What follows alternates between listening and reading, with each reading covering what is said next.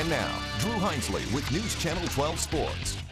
Last Saturday night, this Maurice Kemp dunk blew the roof off of Minges Coliseum, led to an ECU victory, and was the #1 play on ESPN SportsCenter's top plays. Now counting down to kickoff, we're less than 48 hours from the big game here in the Big Easy. From this angle, it looks like my feet are flat on the ground, but as we move the camera, you see that I'm standing on 34-degree banking, the most the drivers see, that had some traditionalists calling for his disqualification from the event. They told us 3 things: go fast, turn left, and don't hit anything. So if I can do those 3 things, I'll feel pretty comfortable about my experience. So ECU, all the teams in the Big East, that's the big news of the day. Reporting live from Greenville, Drew Hinesley, News Channel 12. Guys, back to you in the studio. And they feel like they're peaking at the right time and that they're capable of cutting down the nets in Atlanta. Once you're done checking out those cars, I highly recommend the Pit Crew Challenge, which I completed in a mere 26 seconds.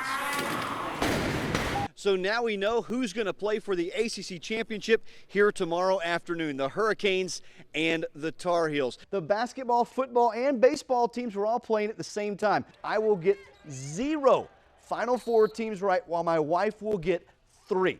Shows you who the expert is in my house. He's provided the soundtrack for some of the most memorable sporting moments in school history, always bringing with him his catchphrase, "Paint it purple." With the move, the Earnhardt family becomes only the 2nd family to have 4 generations drive on a top circuit. Of course, we're hanging around to watch the 2A Boys Championship to get them a much-needed win in Game 1 of their series against the Tulane Green Wave. They've lost both conference series they've played thus far, and they're in last place in the conference. Spikes, hats, and of course the 4 different jersey combinations. We turn our attention to Texas Motor Speedway. This week they hit the road for all 4 games, and it began in Raleigh. Later tonight, Duke and North Carolina will renew their heated rivalry. And his mom Angela tells me the main reason is because this 6-year-old is so vibrant. They became only the 4th team in ACC history not named Duke or North Carolina to win both the regular season and the tournament titles. Scotty told me he wanted to come back to school because you're only 18 one time,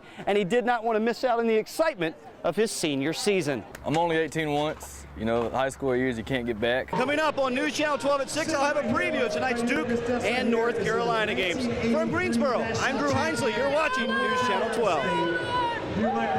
It was much easier to turn the car through the corners than I had expected. In driver parlance, it slid into the groove nicely.